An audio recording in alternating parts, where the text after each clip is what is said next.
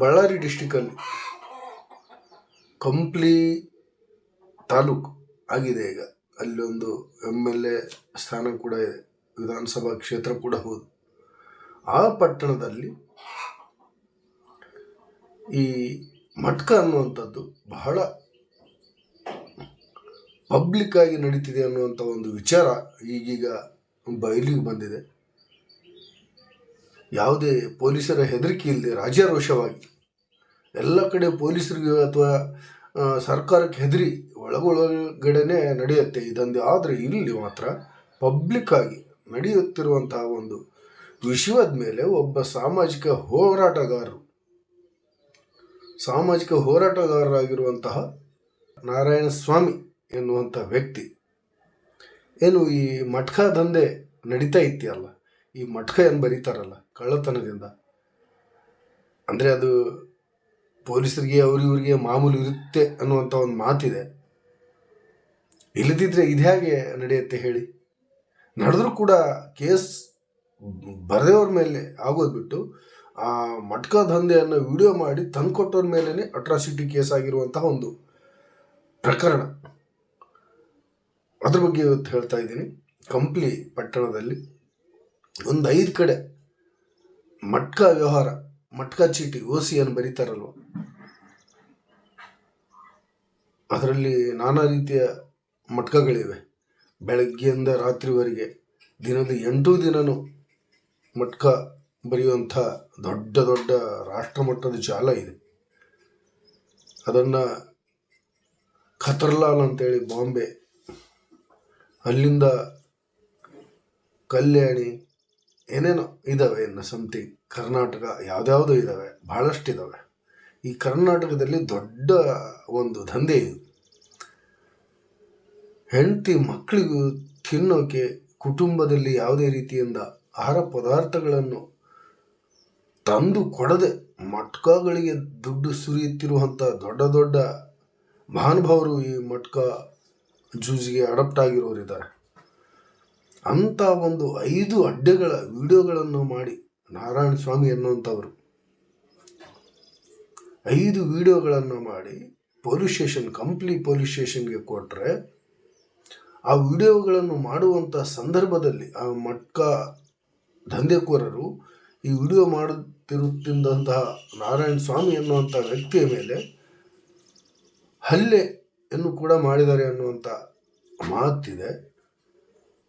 ಹೀಗಿದ್ದಾಗ್ಯೂ ಕೂಡ ಪೊಲೀಸರಿಗೆ ಈ ಮಟ್ಕ ದಂಧೆಯ ವಿಡಿಯೋಗಳು ಸಿಕ್ಕ ಮೇಲೂ ಕೂಡ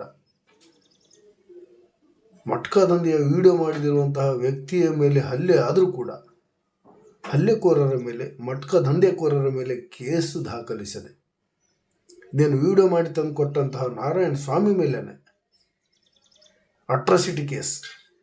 ಆ ಮಟ್ಕ ಬರೆಯುತ್ತಿದ್ದಂತಹ 5 ತಂಡಗಳಲ್ಲಿ ಒಂದು ತಂಡದ ಏನು ಮಟ್ಕ ದೊರೆ ಏನಿದ್ದಾರೆ ಅವ್ರ ಕಡೆಯಿಂದ ಕಂಪ್ಲಿ ಪಟ್ಟಣದಲ್ಲಿ ಒಂದು ಅಟ್ರಾಸಿಟಿ ಕೇಸ್ ಆಗಿದೆ ಅನ್ನುವಂಥ ಒಂದು ಮಾಹಿತಿ ತುಂಬ ಕಳಕಳಕಾರಿಯಾಗಿರುವಂಥದ್ದು. ಈ 5 ತಂಡಗಳಲ್ಲಿ 5 ಕಡೆಯನ್ನು ಮಟ್ಕ ಜೂಜಾಟ ನಡೀತಾ ಇತ್ತಲ್ಲ, ಅದನ್ನೇನು ನಾರಾಯಣ ಸ್ವಾಮಿ ಅವರು ವಿಡಿಯೋ ಮಾಡಿಕೊಂಡ್ರಲ್ಲ, ಅದರಲ್ಲಿ ಜಂಭಣ್ಣ ಎನ್ನುವಂಥ ಮಟ್ಕ ದೊರೆ ಅವರು ಕೂಡ ಮಟ್ಕ ದಂಧೆಕೋರರು. ಈಗಾಗಲೇ ಅವ್ರ ಮೇಲೆ ಈ ಮಟ್ಕದ ಕುರಿತು ಹಲವಾರು ಕೇಸ್ಗಳಿವೆ ಅನ್ನುವಂಥ ಮಾತಿದೆ.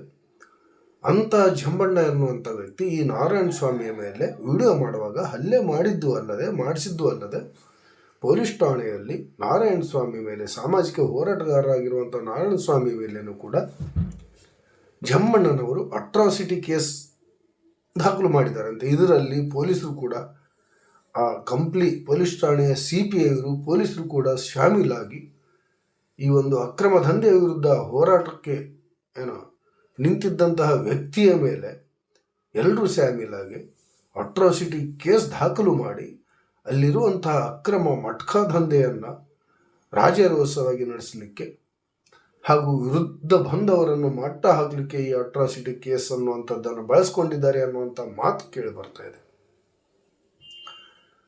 ಅದಕ್ಕೆ ಪ್ರಮುಖವಾಗಿ ನಾರಾಯಣ ಸ್ವಾಮಿ ಅವರು ಈಗ ಜೀವ ಭಯದಿಂದ ಓಡಾಡ್ತಾ ಇದ್ದಾರೆ ಅನ್ನುವಂಥ ಒಂದು ಮಾಹಿತಿ ಬಂತು. ಅದರ ಪ್ರಕಾರ ಪೊಲೀಸ್ ಇಲಾಖೆ ಹಾಗೂ ಈ ಅಕ್ರಮದ ಮಟ್ಕ ಜೂಜುಕೋರರು ಸೇರಿಕೊಂಡು ಇವ್ರ ಮೇಲೆ ಅಟ್ರಾಸಿಟಿ ಕೇಸ್ ದಾಖಲು ಮಾಡಿ ಇವ್ರನ್ನ ಮಟ್ಟ ಹಾಕುವ ಸ್ಥಿತಿಗೆ ಬಂದ್ಬಿಟ್ಟಿದೆ ಇವತ್ತಿನ ಏನು ಸಾಮಾಜಿಕ ಪರಿಸ್ಥಿತಿ. ಈ ಸಾಮಾಜಿಕ ಹೋರಾಟಗಾರರಿಗೆ ಯಾವುದೇ ರೀತಿಯಿಂದ ಇವತ್ತು ಈ ರಕ್ಷಣೆ ಇಲ್ಲ.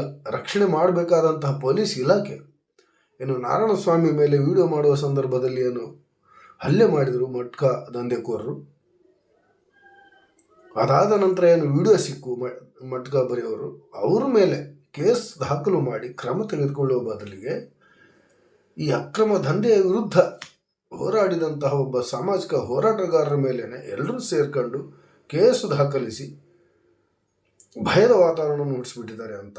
ಅವರು ಜೀವ ಭಯದಿಂದ ನಾರಾಯಣಸ್ವಾಮಿ ಅವರು ಓಡಾಡ್ತಾ ಇದ್ದಾರೆ ಅನ್ನುವಂಥ ನ್ಯೂಸನ್ನು ಕೂಡ ನಾನು ತಿಳಿದು ಈ ವಿಡಿಯೋವನ್ನು ಮಾಡ್ತಾ ಇದ್ದೀನಿ.